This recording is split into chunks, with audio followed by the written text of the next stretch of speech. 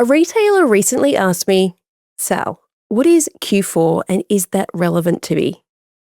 At that point, I realized I had fallen victim to something that we all do. When we are talking about something that we're familiar with, we fall into the pattern of talking jargon. So it doesn't matter if we're talking about a holiday or a business or even about our family and friends, those words that we slip into that are relevant to just that particular thing. In retail, we talk about our POS or our click-through rate and things like that. So those words that we slip into can be quite alienating for people if they don't know. They're the words that if you know, you know. Now, I was embarrassed because it said to me that I clearly hadn't taken the time to explain what I meant. So Q4 is the end of the year. The year is broken into quarters. So we have January, February, March, which is usually Q1. We have April, May, June, which is Q2, July, August, September, which is Q3, which is where we are now. And then Q4 is October, November, December. And it can be a little bit confusing because sometimes in big corporate, if you've come from a corporate background, they might call quarters differently based on their financial year. And that is not always January to December. But in retail, for us, Q4, last 3 months of the year, October, November, December, and for most of you, the time when you are going to make the most amount of money. Hey there, and welcome back to the Bringing Business to Retail podcast. I'm Selena Knight, and on this show, we talk all about different ways to make money in your retail or e-commerce business. And thank you so much for joining me today. So, Q4. We're all happy about what Q4 means. Now, I didn't think in my baby product store that Christmas was my busy season because my products weren't seasonal. I mean, yes, we would have winter clothing and yes, we would have summer clothing, but for the most part, a baby carrier, you use it all year round.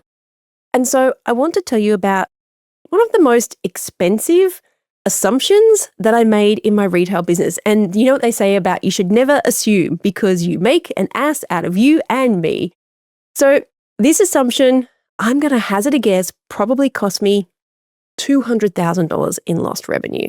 I'm sharing this with you now because we are heading into Q4, the busiest shopping season of the year, and I see so many retailers making the exact same costly mistake that I made simply because no one taught us any better. Here's the assumption. When customers are already buying, I don't need to run promotions. I mean, it sounds logical, right? Why would you need to actively market your business when people are already coming through your doors? They're already looking for stuff to buy. I mean, why would you run expensive ad campaigns when November or December is naturally busier than February?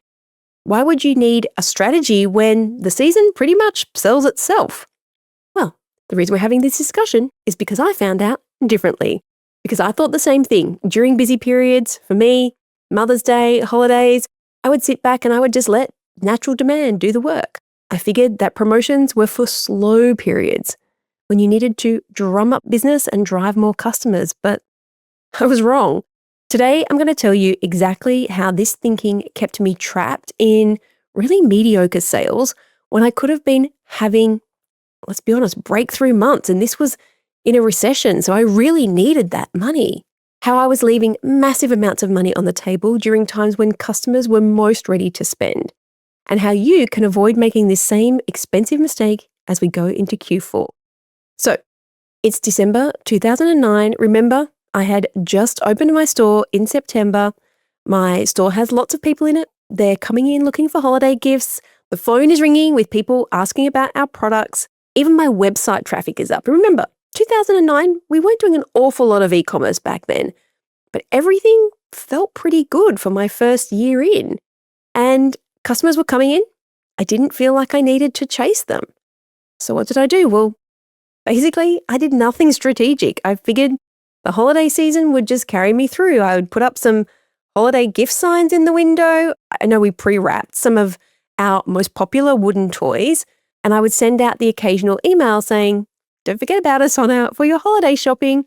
I'd post on social media. Back then, it was just Facebook about perfect gifts with the same energy that I used all year round. And if you listened to last week's podcast, you'll know that my biggest problem was that I didn't have holiday positioned gifts. But in this case, I was acting like a passive participant in my own business's success. Meanwhile, my customers were walking in, they were looking around, they might buy a thing or two, and then they were leaving. I mean, I was grateful for every sale. I was thinking, good, great, another happy customer. But I had no idea what I was actually missing. Because here's what I didn't understand. Just because customers are already buying doesn't mean they're buying as much as they could be. So if you didn't listen to last week's episode, I would really urge you to go back and listen to it, because in that, I talked about how I didn't have the right products to be able to sell at Christmas time. And this episode builds upon that, because I didn't have the right products and then I didn't have the right marketing. Just because people are in your store or they're browsing through your website, it doesn't mean that they're seeing everything that you have to offer. And just because it's busy, it doesn't mean that you are maximizing the holiday opportunity. I was leaving so much money on the table and I didn't even know it. Think about it this way. If someone comes into your store in December looking for a gift, they're already buying. They have already decided to spend money. They're motivated. They're ready. They've literally got their wallet out sometimes. This is the perfect time to be showing them extra products that they might love, to suggest complimentary items, to introduce them to your premium range. I wasn't doing any of that. I was just grateful that people bought anything at all. In fact, it took me several years to realize I didn't even have the right type of stock to maximize those holiday sales. And I talk about that in last week's podcast. I didn't have the little add-ons. I wasn't able to break out of my comfort zone and bring in those really high-end toys, like the $200 wooden toys. I chose my product based on what I felt comfortable spending, not on what my customers were wanting to spend. I was treating my busiest season like it was business as usual instead of recognizing it for being the gold mine that it actually was. And here's the kicker. I thought I was being smart. I thought I was being low pressure and customer friendly by not pushing them to buy products during the holidays. I thought I was taking the high road by not running promotions when people were already willing to buy. But what I was actually doing was underserving my customers and I was underselling my business. And at the end of the day, I had nowhere near as much money as I should have had. So let me tell you about the most painful realization I had when I finally started tracking my numbers properly. Because when I first started out, I relied on an Excel spreadsheet and all I had was money coming in and money going out. But I realized after some more smarter people than I started asking me some questions that I didn't have enough data. I didn't know what my average transaction was during December. And when I realized that and I looked at the data, I discovered that I was selling as much, my average order value in December was the same as it was in July. Now think about that for a second. December customers are coming in specifically to buy gifts. They have higher budgets. They are less price sensitive. They are buying, quite often, in my case, for multiple grandchildren. They're in the mood to treat themselves and all of their family. And yet, they were spending almost the same amount of money per visit as someone who was just casually browsing in the middle of the year. Why? Because I had no strategy for increasing my basket size. So here is a perfect example that still makes me cringe. A customer would come in looking for a baby gift. They would pick up one of our organic cotton onesies for $35. It was a perfect gift. They would pay and then they would leave. They'd be happy with their purchase. But what I should have been showing them, especially at Christmas, but really all year round, was the matching hat for $18, the coordinating blanket for $45, the natural teething toy that parents always need, which was $22, the beautiful gift box that would make a perfect presentation pack for $8. I mean, I did that to a degree. I would naturally kind of cross-sell or upsell maybe one thing, but after the hat, I would feel very uncomfortable showing them the blanket and the teething toy. So instead of a $35 sale, that could easily have been a $128 sale. The customer would have walked out with a stunning, complete gift set. The recipient hopefully would have been absolutely thrilled, and I would have made nearly 4 times as much revenue from the same customer interaction.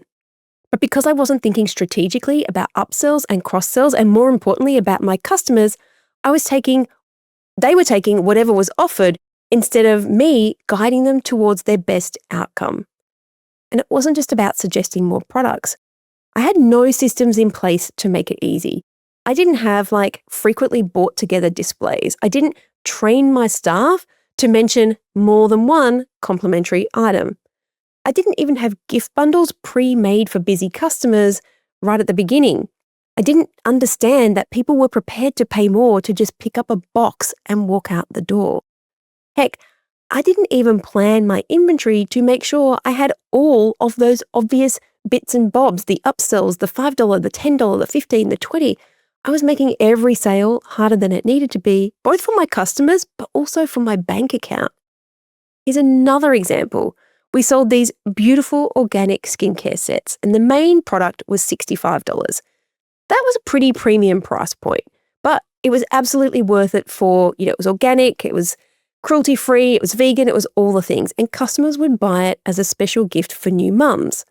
But what I didn't realize until much later was that customers buying this product were also very good candidates for the product I despise the most in the world, organic cotton hooded towels.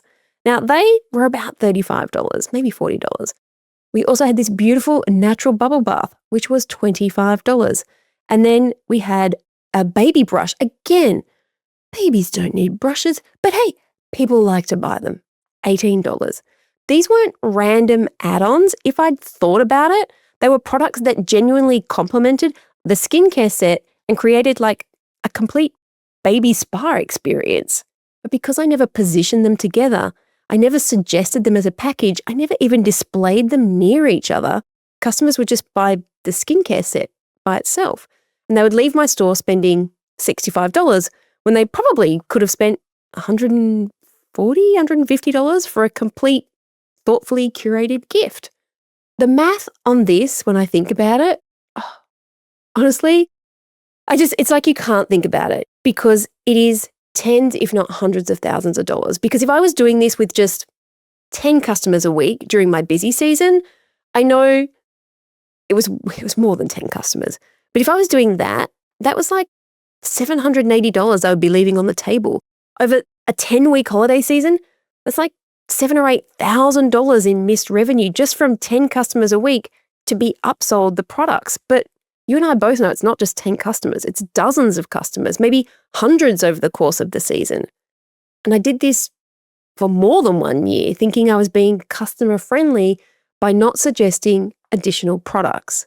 What I didn't understand was that I was actually doing my customers a disservice. They wanted to give amazing gifts. They wanted to have complete solutions. They wanted to walk in and pick up a box and walk out, spending a good deal of money, feeling good about themselves. And they would have been thrilled to have all of those products that made their gifts even more special. But I never gave them that opportunity because no one ever taught me this. That fancy business degree that took 4 years and tens of thousands of dollars, this is what they didn't teach me. Let me paint you a picture of what else was missing by not being strategic during my busy season. First, I wasn't capturing my customer information effectively. People would come in, they'd make a purchase, and I'd never see them again. I wasn't busy building my email list. I wasn't finding out what brought them in. I wasn't asking them about what else they wanted, what else they needed, what were their interests. This was my perfect time to create a relationship with these warm, engaged customers. But I didn't realize that. I was just treating them like one-time transactions and being really excited that someone gave me money. I wasn't leveraging the urgency and emotions of the holiday seasons. Holiday customers aren't just buying products, they're buying feelings. They want to give the perfect gift. They want to create magical moments. They want to solve problems for the people they love. And they want to look like really good gift givers. They're emotional buyers with higher budgets and less price sensitivity. And this is when you can introduce your premium products, stuff that you may not sell any other time of the year. Your special editions, your limited time offerings. This is when customers will pay full price, even with premium prices, for stuff that they like.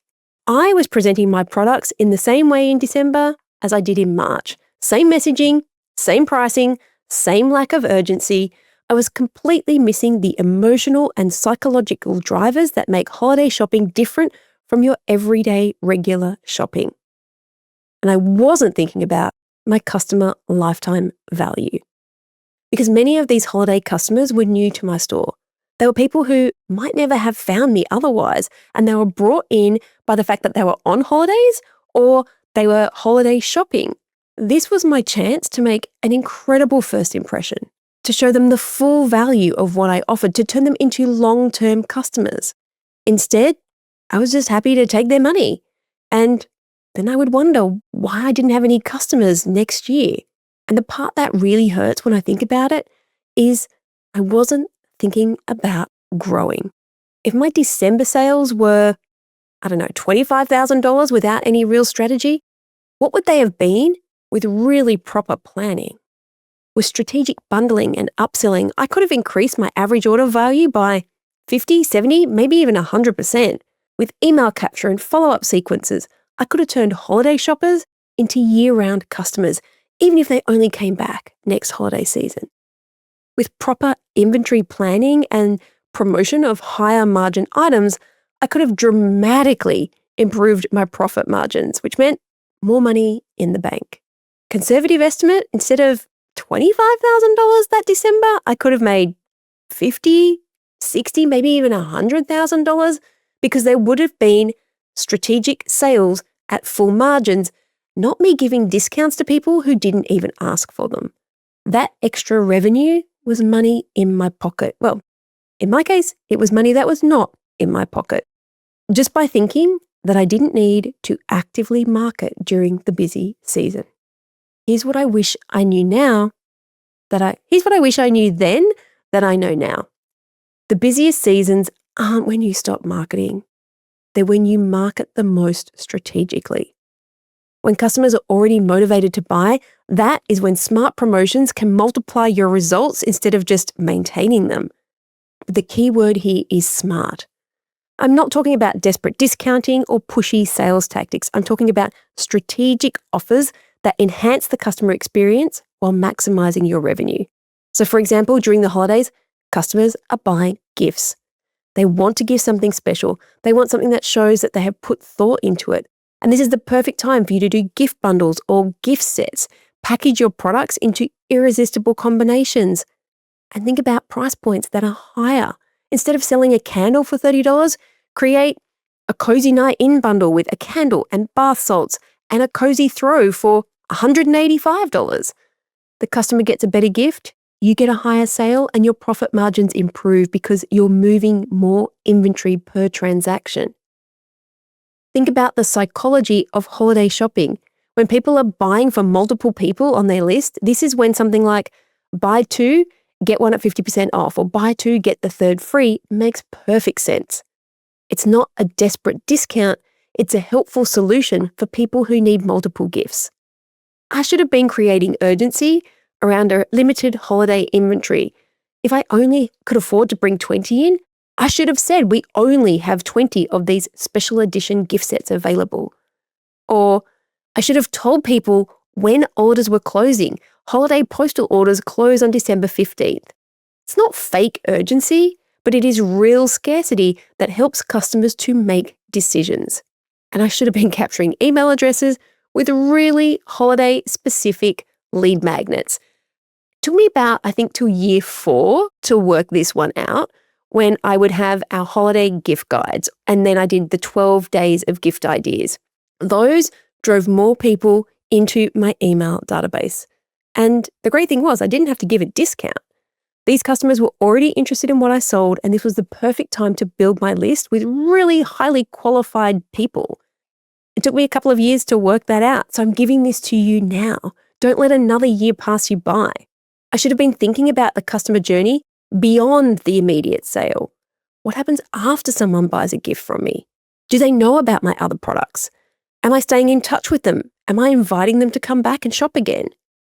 And most importantly, I should have been planning. Busy seasons don't just happen. They can be orchestrated. You know when they're going to happen. The retailers who have money in the bank aren't the ones who let this kind of busy season just carry them through. They're the ones who prepare the campaigns, they plan their inventory mix, and they create compelling offers, and then they execute with intention. They understand that when customers are already motivated to spend money, that is your opportunity to guide them towards the best possible outcome for everyone involved. Now, you can hear I'm really, really passionate about this because as I'm telling you this story, you might be thinking, but Sal, it's like the end of September. I can see that maybe this is a bit of a missed opportunity, but Christmas is nearly here and I don't know how to create these strategic campaigns. I don't know how to start with bundling or customer lifetime or my product mix. Or maybe you've realized that you're making the same mistakes that I made, thinking that busy periods that can actually put the most amount of money in your bank account, you should be recognizing them for the opportunities that they are, not for the fact that they're just going to bring in the sales anyway. That's the kind of stuff we do inside of the Scale Your Store Accelerator, because the difference between retailers who have okay busy seasons and the ones who have those really breakthrough busy seasons, it's not luck, it's not location, it's not even about product selection. It's about having a plan, having a framework, having a strategy. And the accelerator is built around the 5 pillars of retail success. And what I've been sharing with you today touches on 3 of them: understanding your money, mastering your customers, and strategic marketing. That's just 3 of them. But what makes the accelerator different is we don't just teach you these concepts in theory. We build them with you in real time for your specific business. Take Q4, for example. We will actually, in the next round of the accelerator, be building out your Black Friday campaign in real time, my friends. Yes. In the accelerator, we don't just tell you that bundling works. We actually help you identify the products to bundle based on your actual sales data. We don't just explain things like customer lifetime value. We'll give you a calculator to show how you can work it out for your business. We don't just talk about strategic promotions. We build your Q4 campaign calendar together with specific offers, messaging, and timing that is designed for your customers and your goals. So retailers like Christine, who was doing $400,000 in revenue but knew that she was leaving money on the table, she now runs campaigns that generate $8,000 and $10,000 in a weekend without discounting. Or Darcy, who stopped hoping for good months and started systematically creating them, she already had beaten her monthly revenue by mid-next month. The difference isn't that they're working harder. The difference is that they have a system for maximizing every opportunity, especially these big ones like Q4. Look, you have a choice to make about the rest of this year. You can approach it the way that I did in those first few years, passively and hoping that the sales will come and the season will carry you through, grateful for whatever sales come your way. Or you can approach it strategically with campaigns that are designed to maximize every customer interaction and turn your busiest season into your most profitable one. The Scale Your Store Accelerator is a 12-week intensive where you'll work directly with me and my expert team to build out these systems. But more than that, if you join in this cohort, we will be building out your Black Friday holiday strategy together. You won't be guessing about what promotions to run or how to maximize this opportunity. You'll have a proven plan and expert guidance every step of the way. You'll get live coaching every week. You'll get access to my campaign playbook that has generated 6-figure results for other retailers. We have hot seat sessions where we solve real problems in real time, and a community of business owners who are all focused on strategic growth. But here's the reality. Q4 is coming whether you're prepared for it or not. The biggest retail opportunity of the year will happen. The question is whether you're going to maximize it or you're just going to let it happen to you. Don't make those same expensive mistakes I made. Don't assume that busy means profitable. Don't leave 6 figures in revenue on the table because you thought customers would figure this out on their own. Head on over to scaleyourstore.com and secure your spot. We kick off on the 29th of September.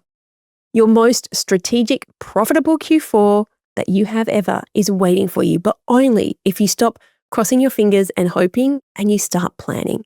Thank you so much for tuning in to another episode of the Bringing Business to Retail podcast. I'm hoping that I see you inside the Scale Your Store Accelerator and we'll build out your Black Friday strategy together. Head on over to scaleyourstore.com. Doors are closing next week. Alrighty, I'll see you on the next episode. So that's a wrap. I'd love to hear what insight you've gotten from this episode and how you're going to put it into action. If you're a social kind of person, follow me at @TheSelenaKnight and make sure to leave a comment and let me know. And if this episode made you think a little bit differently, or gave you some inspiration, or perhaps gave you the kick that you needed to take action, then please take a couple of minutes to leave me a review on your platform of choice. Because the more reviews the show gets, the more independent retail and e-commerce stores just like yours that we can help to scale. And when that happens, it's a win for you, a win for your community, and a win for your customers. I'll see you on the next episode.